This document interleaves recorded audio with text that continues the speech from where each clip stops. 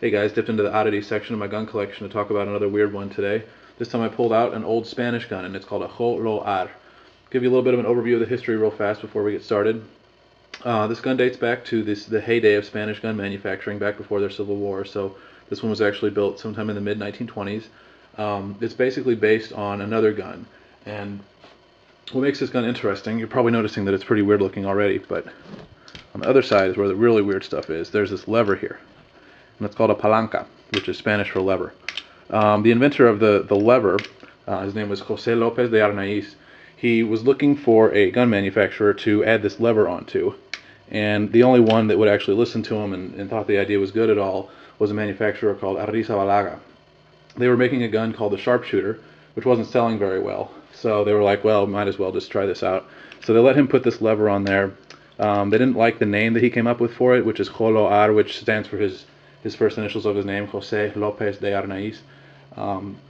So he ended up setting up another company using the sharpshooter design and putting his own palanca on there and building these guns. So the company, like most, was based in Eibar, Spain, in the Basque area up north.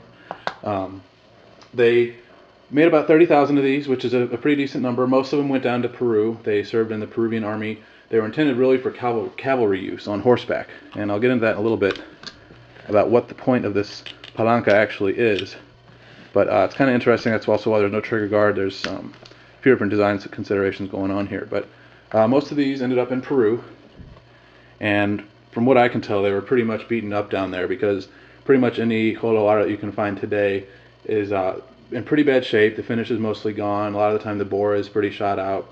They came in a few different calibers. There was, by far the most common is in 9mm Largo, or 9mm Browning, 9mm long, Bergman Bayard. There's a few different names for it, but it's a long version of basically a 9mm Luger. That's the main caliber these came in. There were also a few different variations that came in smaller calibers. There was a 25 ACP, 380 ACP. Those are a lot rare. Apparently there was also a 45 ACP, which I think would be pretty cool to own.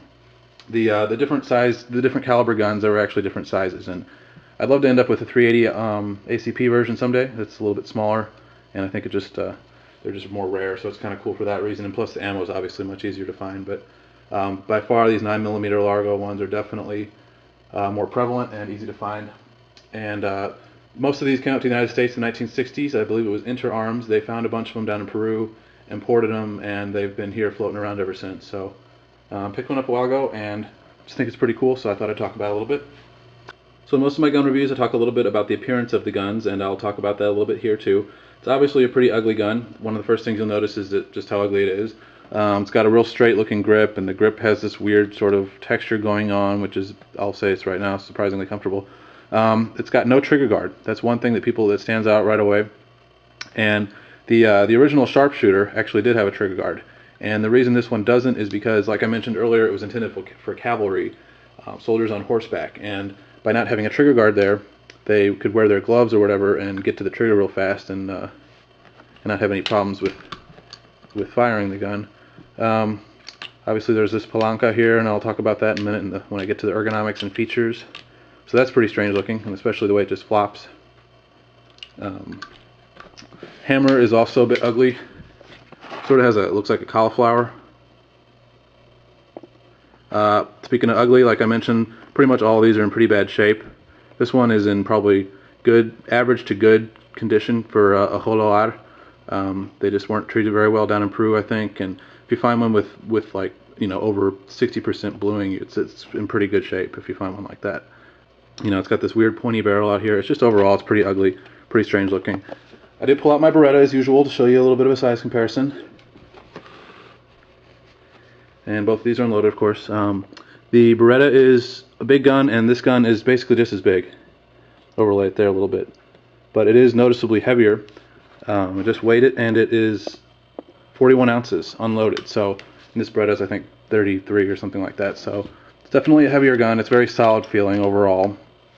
It does seem to be pretty well built. So now I'll talk about the ergonomics of the gun and the star of the show, the palanca, and its other features. What makes the gun interesting. Real quickly, the ergonomics are actually surprisingly good, despite the vertical grip and the real ugly appearance. I think it fits my hand pretty well. This grip, you'll see this, it's got this ripply weird texture, sort of undulations or something. It actually fits my hand really well, surprisingly.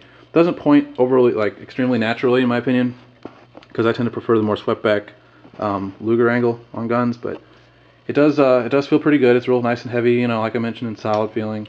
So ergonomically, it's actually not too bad. It's got a heel magazine release, which a lot of people don't like, but that's just sort of the style at the time, of course. Single stack magazine. Another feature that's interesting, sort of, is the tip-up barrel, like so. So you pop that up, put a round in there, then you need to cock it, and you're ready to go. And how do you cock it?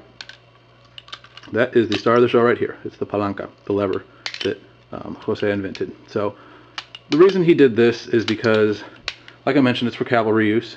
The gun was already single action only, and it's just not very safe to carry around in the chamber with a single action only gun, because you need to have it cocked, you need to have it one-handed operation for the guys on horseback. So he removed the trigger guard, of course, to help them with their gloves and everything, but really the safest way to ride with this gun was to not have a round in the chamber at all. So how are you going to get around in the chamber when you only have one hand because the other hand's holding the reins of your horse or whatever?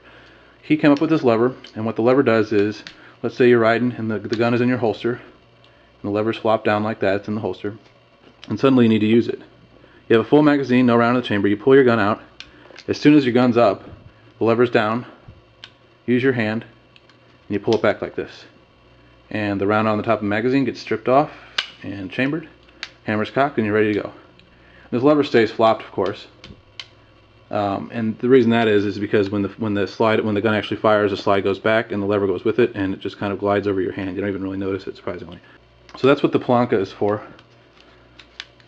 You know, you can cock the gun as many times as you want, I guess, if you need to, but you chamber around the first round that way, so you can carry it around in the chamber. It's sort of like a quick way of doing Israeli carry or something, where you can just do it one-handed. So kind of an interesting design. It obviously never really caught on, and it's probably just wasn't very effective overall, because you never saw it in anything else. But that's sort of the claim to fame of this gun, is this palanca lever here. So as far as shooting this gun goes, it's not too bad to shoot. It's a bit stout with that Browning ammo, and since it's a straight blowback design, it does have a bit of a stoutness to it, but it's not really overly flippy or anything like that. And this one, actually, the barrel is in pretty good condition on the inside, so I'm pretty accurate with it. You'll notice also that the rear sights, which I think this is kind of smart, are built onto the barrel itself rather than back here. There's a channel there so you can see them, but you know, that's so that the barrel, no matter how it comes back, it's always, the sights are still in alignment. If the rear sight was back there, when you close the barrel back occasionally, this might be a little bit off, just by a little bit, you know, and it'll affect your accuracy. But you know, as far as shooting goes, it's pretty pleasant. The trigger is surprisingly good. I was really surprised the first time I took it out, or even just dry fired it. There's a little bit of travel. It's heavy, but it's actually just pretty crisp. It feels pretty good. It's a little bit hard to cock without using the palanca, because this cauliflower spur it's just not very ergonomic. It kind of slips and it's just not very good. But so yeah, I usually just cock it like that if I have to cock it at all. But the trigger feels good. You see a little bit more up close. Kind of travel on that, so a little bit of take up, and then it just goes. It's heavy, but it's crisp. So overall, I really like shooting it. Like I said, it's accurate, so it's a lot of fun to shoot, really. And I'd love to get the 380 version, because I think it would be even more fun, just because you can actually find the ammo for it. And speaking of ammo, that's a good segue into my usual criticism section. The ammo on these guns, at least the ones in 9mm Largo, it's pretty hard to find. And when you do find it, a lot of the times, I actually pulled out a round, so I might as well show you what this long 9mm looks like. When you do finally find some, a lot of the time it's the Spanish surplus stuff that's actually corrosive, so then you have to clean it out really well, you know. And so this is what the 9mm Largo, or all those different names for it, looks like compared to a regular 9mm. It's just longer. Same thing, but longer. That's really one of the bigger shortcomings of the gun nowadays, is just that ammo is so hard to find. That's why I'd love to find one in 380 auto or something that's a little bit easier to find. Another one, obviously, is just that it's ugly. It's just kind of strange looking, but like I said, the ergonomics work on it pretty decently, as long as you're okay with the heel mag release, which is also a sort of a cavalry feature. Another one, no trigger guard, seems kind of unsafe, but you know, as long as you're using it like Jose intended, it should be fine. You know, you don't carry it with a round in the chamber, and you use the palanca like he expects you to. it's just one of these guns. It's just kind of, it is what it is. You know, there's probably other criticisms I could come up with, but what's the point? The inventor is long gone. Never going to make them again. So, in conclusion, they're pretty cool. You can usually find them for, depending on the caliber, the 9mm ones, you usually see them for anywhere between $400 and $600, $700, something like that. The 380 ones I tend to see going for a little bit more. I usually see those prices up around $800 and $900. So they're a little harder to find, definitely more rare. Tend to be in better condition for some reason. I'm not sure what the story is with that, but that's the other thing. You know, if you're looking at one of these, just don't be too persnickety about the condition, which I usually am. But with these, I was just like, well, whatever. Got a decent price for it too. So this is about average, good to average for condition on these. So don't expect too much, unless you're really willing to look and pay for it, probably. So yeah, overall, you know, it's apart from the ammo thing with finding the ammo for it, it's actually pretty fun to shoot. It's kind of a cool little conversation piece and just an interesting part of Spanish firearms history, you know, from all those weird guns they were coming out with back in the 1910s and 1920s and everything. So pretty cool gun. It's the Spanish JoLoAr from the 1920s, and I definitely recommend trying to find one if you can. They're pretty cheap and fun to shoot. Thanks for watching.